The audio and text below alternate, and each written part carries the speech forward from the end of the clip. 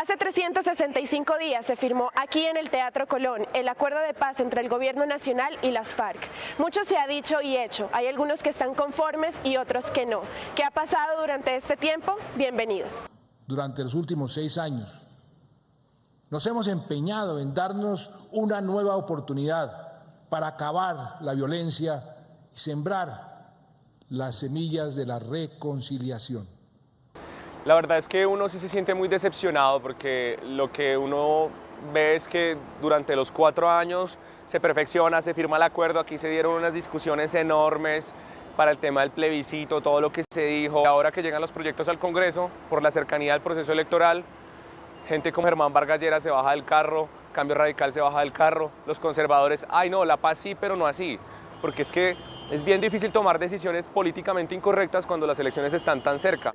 El reto de nosotros y las herramientas que utilizamos es hablar con la verdad, es llegarle al territorio y decirles, mire, lo que podemos hacer es esto, y decirles la verdad y hablar con la verdad y enrolarlos en que las personas, las víctimas, las comunidades no son diferentes a las instituciones, todos hacemos parte de un solo Estado, que es lo que hay que construir. La reforma rural integral, el primer punto del acuerdo, generó mucha expectativa entre campesinos y pequeños empresarios por sus beneficios, pero ¿esto se está cumpliendo o no? Tal vez uno de los puntos más incumplidos de la implementación normativa del acuerdo fue el punto 1 de reforma rural integral, que era de los más importantes. Lo que hemos visto en la implementación del punto 1 es un desenfoque total entre lo que dice el acuerdo y lo que el gobierno propone. En innovación agropecuaria, donde lo que hacen es montar un sistema de innovación que está contrario a lo que dicen los acuerdos, donde le van a cobrar a la gente por asistencia técnica agropecuaria, donde van además de eso a seguir criminalizando el uso de las semillas propias. Nosotros pagamos con sangre acá el consumo de narcóticos en los Estados Unidos y otros países del mundo. Sustitución o erradicación. El eterno dilema que divide opiniones en el punto 4 del acuerdo de paz. La primera y más grande de todas es creer que la palabra de Estados Unidos es ley y que en esa medida la política antidrogas que hay que implementar es la que está dada desde el enfoque represivo, opresor, criminalizador. Yo creo que ese es el primer y gran error. Hay un principio básico y es que los cultivadores de coca no son cultivadores de coca a la fuerza. O sea, no existe un fenómeno que se llame cultivo forzado de coca en Colombia o en ningún lugar del mundo. Eso es una decisión económica, claro, en la que intervienen una serie de circunstancias de tipo individual y comunitario, de tipo social, que pueden llevar a incentivar ese cultivo de coca. Pero esa es una decisión. Y es una economía ilegal. Ese es el otro principio que uno no debe olvidar. Fin del conflicto. El tercer punto del acuerdo de paz trata, entre otros temas, de la dejación de armas y la participación política. Estas son las perspectivas que tenemos al respecto. Yo creo que hay que escuchar las propuestas para decidir. Yo creo que la gente de las FARC tiene muy buenas propuestas, hay que escucharlos. Son gente que conoce la Colombia profunda, que conoce todos los corredores que muchos colombianos no conocemos, que conocen las zonas naturales, que conocen la vegetación, que conocen los problemas de esa Colombia profunda, que conocen qué compañías se mueven ahí. Si a usted no le gustan las FARC, no vote por ellos, pero dele al país la oportunidad de reconciliarse y de tener un presente y un futuro como más promisorio, con 10.000 armas menos, con 10.000 delincuentes menos y con 10.000 personas intentando ahora tener un negocio legal y metidos en la democracia, que es lo que interesa. Hay personas que no quieren dar como el paso hacia adelante y personas en todo lado, o sea, tanto en el mismo Estado, en lo que se llama los funcionarios, como en el Congreso, como en distintas partes, que digamos que quieren mantener como su statu quo, porque eso implica no la pérdida de derechos, pero sí la pérdida de beneficios. Las 16 circunscripciones especiales de paz están en el acuerdo y son en territorios que realmente vivieron el conflicto, donde los registros de víctimas son enormes, donde ningún político había ido antes, que son para víctimas, para afros, para gente que nunca ha participado, gente que nunca ha sido tenido en cuenta y gente que nunca ha podido decir, oiga, yo necesito esto para mi región. Después de entregar 10.000 armas, la apuesta ahora del partido FARC es participar políticamente en el escenario democrático del país. Política sin armas. Presentando ante el país y el mundo nuestro partido político, Fuerza Alternativa Revolucionaria del Común, Cualquier proceso de paz en el mundo se cierra con democracia, no se cierra con bala. Si hay un acuerdo, siempre se cierra con diálogo, poniendo la palabra por encima. Y la palabra significa, en ese sentido, participación política. La gran promesa del acuerdo para las FARC era poder participar en política. Para el gobierno, digamos, el interés era quitar a la guerrilla, desarmarlos y especialmente que pudieran ir a la Jurisdicción Especial para la Paz. La misión de la Organización de Naciones Unidas en Colombia ha concluido. Las FARC desde su nacimiento han sido una organización político-militar, es decir, al mismo tiempo que éramos un ejército, pues éramos un partido político. Nosotros siempre hemos hecho política. Lo que pasa es que antes lo hacíamos a través de las armas. Hoy en día pues lo estamos haciendo como derivación del proceso de paz de manera abierta, de manera legítima, de manera legal. Son una organización ya totalmente desarmada, certificado así por Naciones Unidas, y hoy están reconocidas como partido político. Entonces también estamos ante el Congreso y ante los medios de comunicación explicando que tanto en el acuerdo de paz como en la reforma constitucional que ya recogió estas cláusulas tienen plena garantía de sus derechos a participación política porque ellos cumplieron con su palabra y el Estado va a cumplir con la suya. Una de las grandes preguntas que nos hacemos es hasta qué punto las FARC van a poder participar en política y paralelamente ser juzgados o condenados por graves violaciones. Yo creo que después de un proceso de desmovilización, desarme y reinserción, existe una posibilidad de participación en política y existe la posibilidad de generar movimientos de carácter político.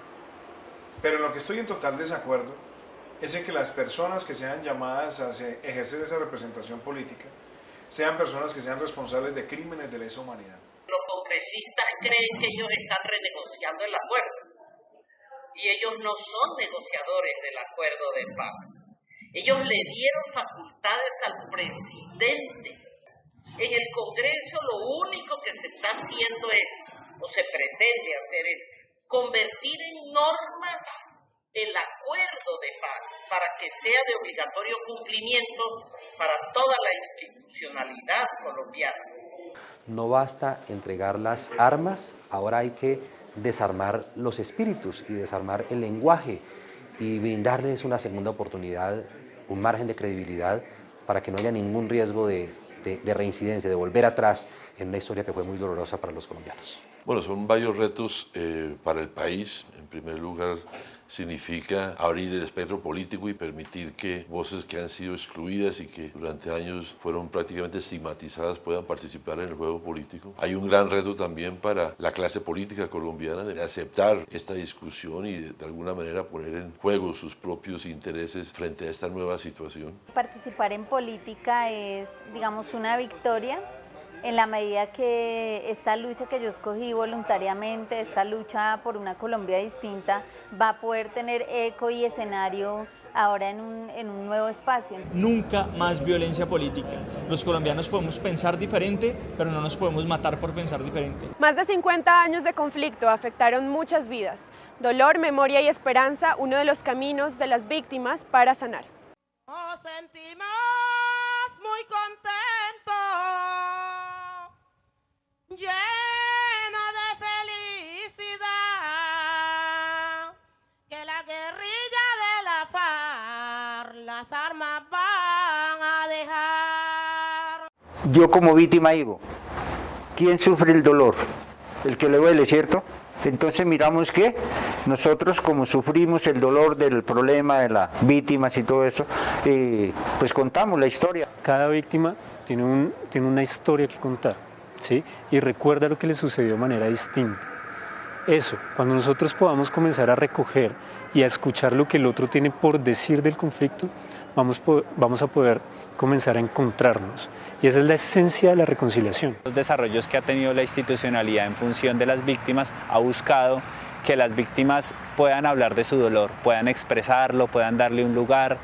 Esa premisa es muy importante para nosotros porque históricamente las víctimas no han hablado de su dolor. Que las víctimas no solamente son dolor, sino que también han tejido unos recursos de afrontamiento y también han hecho unos vínculos de solidaridad entre ellos que les ha permitido constituir y reconstruir el tejido social. Acá en el costurero lo que hace uno es, en la tela, plasmar, como al comienzo, como esa historia, como hacer una terapia, sanación, de que como que cuando se cuente o se escribe, se teje la historia, como que va sanando o va tratando de superar eso. Entonces, con las telitas que uno hace acá, hace memoria y da a conocer su historia en cada tela. Muchos de esos elementos o principios que recoge la Ley 1448 tienen que ver o responde a todas estas luchas sociales, políticas que han tenido las agrupaciones de víctimas, de defensoras de derechos humanos, etcétera, etcétera. Somos una editorial independiente, no tenemos apoyo de entidades y todo, el único apoyo que tenemos es el espacio de memoria. Ha sido un proyecto muy bueno porque realmente la propia víctima que está contando en primera voz lo que cada persona tuvo que vivir el enfrentamiento de este conflicto. Cada historia de vida es diferente y asimismo, digamos, ir avanzando como en la reparación integral de todas las personas. No podemos esperar a reparar a las 8.5 millones de víctimas al tiempo, ¿no? O sea, si nosotros como Estado, si llegó con la familia, atendámosla de una vez. O sea, esa es la labor del Estado, como, digamos, en ese aspecto. Hoy en día podemos hablar como con más tranquilidad. En todos los espacios nuestra misión es poder reclamar justicia, saber algún día la verdad y que realmente esto no vaya a quedar en el olvido. Sí sería muy importante que verdaderamente estos acuerdos de paz que firmaron que se hagan una realidad, pero que nunca vuelva a repetirse esto, porque si se vuelve a repetir, esto ya sería algo que se firmó, unos papeles en vanos, porque nunca se cumple.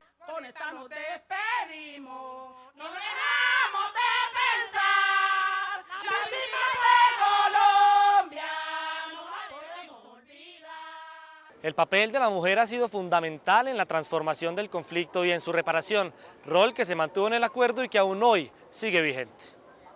Desde 1964 que se creó la guerrilla, o sea, siempre hubo presencia de la mujer y no se dijo, bueno, eso va a ser un ejército de hombres, no se dijo porque se vio de que la guerrilla no podría existir si no hay la presencia de las mujeres. Bueno, las mujeres dentro de la confrontación político-militar que desarrollamos por más de 50 años, en las FARC fue la de combatientes, nunca de mujeres como ama de casa, ni nada como se ve en la sociedad normal, sino que las mujeres éramos otro combatiente más.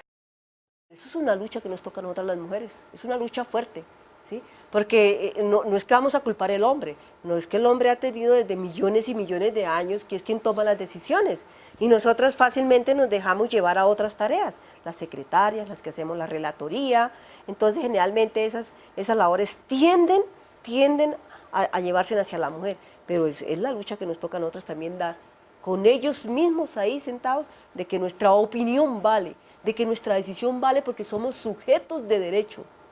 Somos sujetos políticos y ese espacio lo ganamos en los 52 años de lucha y ese es el espacio que vamos a continuar luchando. El ambiente de igualdad todo el tiempo lo hubo entre hombres y mujeres porque hubo compañías de combate que fueron dirigidas y fueron coordinadas por mujeres y que en su mayor parte de su dirección fueron mujeres. Entonces nunca hubo así como que esa discriminación. Nosotros los grupos de mujeres hemos pensado desde hace mucho más tiempo, antes del acuerdo, que la salida negociada al conflicto era muy importante y era parte de nuestro trabajo, porque como somos feministas y pacifistas, pues siempre pensábamos la importancia de no continuar la guerra, sino de, al contrario, dijéramos una salida negociada al conflicto. Desde que salió la mesa de negociación, nosotras trabajamos mucho pensando en la resolución 1325, que es una resolución de Naciones Unidas que plantea que en todos los conflictos armados tienen que estar las mujeres presentes. Entonces con esa resolución le pedimos al gobierno colombiano que nombrara mujeres plenipotenciarias en las delegadas. Y segundo, que todo el acuerdo debe tener un enfoque de género. El enfoque de género es transversal. Eso permite que la mujer tenga mayor participación política, mayor ampliación de los derechos, construcción de la paz en los territorios. En el papel hay un porcentaje importante, falta ver la implementación, que es una situación que necesita de pueblo, de hombres y mujeres del común. Lo que nosotras hemos dicho es que hay diferencias entre la reincorporación de un hombre guerrillero a la reincorporación de una mujer guerrillera. y si no hay políticas con enfoque de género, esto puede ser un fracaso. Si el hombre es como el guerrero no está en contra de las funciones varoniles. Las mujeres, al llegar de la guerra, habían abandonado sus funciones femeninas. Entonces la sociedad las castigaba por no haber actuado femeninamente, de haber abandonado sus funciones de madre, de esposa.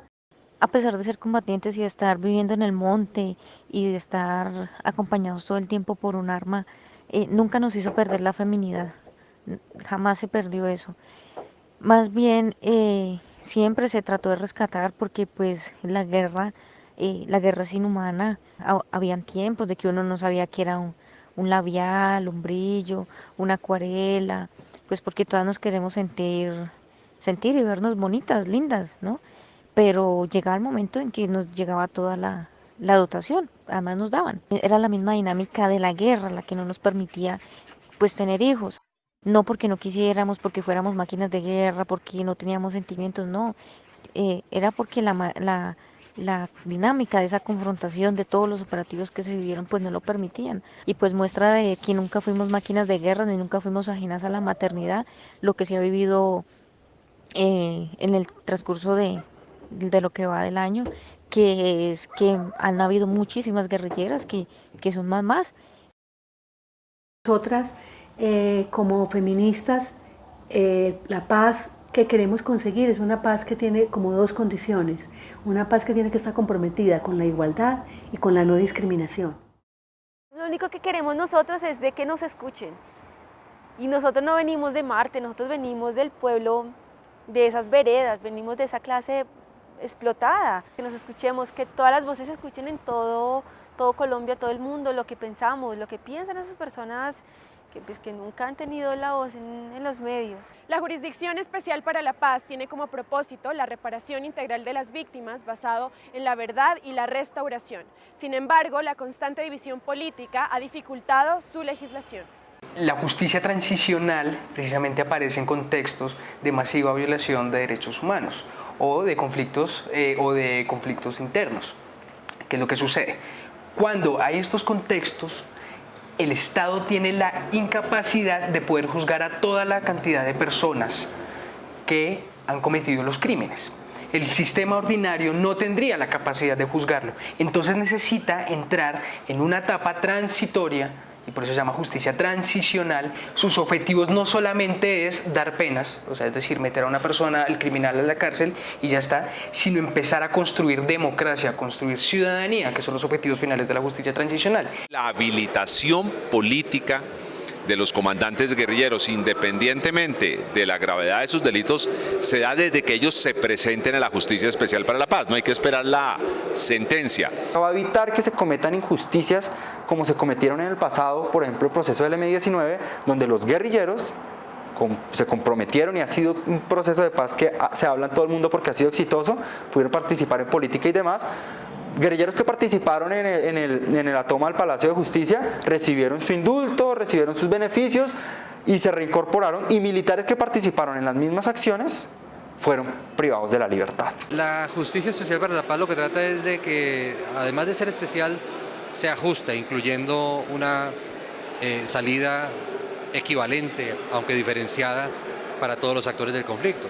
Hoy estamos viendo a los excombatientes de las FARC que entregaron las armas gozando de su libertad, pero obligados a comparecer ante la JEP, y también estamos viendo a cientos de militares que estaban siendo investigados por delitos muy graves comparecer ante la JEP y recuperando su libertad. Recoge las experiencias judiciales, pero también las experiencias de comisiones de la verdad y también la experiencia en un país como es Colombia de la búsqueda de personas desaparecidas.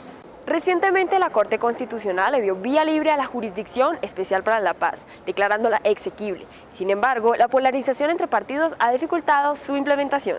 No es equitativa desde el principio, porque a diferencia de las Fuerzas Armadas, las FARC no van a pagar un solo día de cárcel por los crímenes de lesa humanidad que que cometan. Lo que es peor, no solamente no tienen que pagar cárcel por esos crímenes, sino que tienen el agravante de que pueden hacer política sin siquiera pagar las ridículas sanciones que les van a imponer, mientras que las Fuerzas Armadas sí van a tener que pagar cárcel y van a tener responsabilidades mucho más severas. Estos militares, así como los guerrilleros, no han obtenido su cierre jurídico. Esas personas van a ir a la JEP, esas personas no se les ha absuelto ni se les ha perdonado. Lo que pasa es que se entendió que un beneficio provisional era darles una libertad condicionada en el caso de los guerrilleros y una libertad transitoria condicionada anticipada, es el nombre de la figura, para miembros de la fuerza pública. Pero ellos suscribieron un acta en la cual se comprometían a participar en verdad, justicia, reparación, ir a confesar todos sus hechos. Hay mucha gente que le tiene temor al sistema de verdad, de justicia, de reparación, de garantías de no repetición, que son sectores que históricamente en el Congreso han estado como herederos o con algunos vínculos con lo que ha sido la violencia en el país, lo que ha sido el despojo de tierras, lo que ha sido la parapolítica. Con la sentencia proferida por la Corte Constitucional, se despeja cualquier duda de impunidad. ¿Y por qué lo digo? Porque la Corte dijo muchas cosas, entre ellas lo siguiente: que los delitos de ejecución permanente, es decir, por ejemplo, aquel que es narcotraficante antes del 1 de diciembre del año pasado y a esta fecha sigue, por ejemplo, con actividades criminales como el narcotráfico, o aquellas personas que se someten a la JEP y cometen una nueva conducta delictiva, van a ser investigados por la Fiscalía General de la Nación. La JEP, como te acabo de explicar, está en el centro del acuerdo de paz. Es decir, es un compromiso que tiene el Estado colombiano de un acuerdo que se llegó y pues en estos momentos, tal y como se ha expresado públicamente por parte del ministro de Justicia, pues la pelota en este momento la tiene el Congreso. Nosotros confiamos en que el Congreso va a cumplir con su deber y va a aprobar este proyecto de ley como ha ocurrido en el pasado. Este mecanismo, que es fundamental para reparar a las víctimas, está ahora en manos de la Cámara de Representantes y tiene hasta el 30 de noviembre para legislar. Este año Colombia marca un hito en su historia. Dimos el primer gran paso para solucionar todos nuestros conflictos. Es obligación de todos caminar juntos para construir un nuevo país en el posconflicto.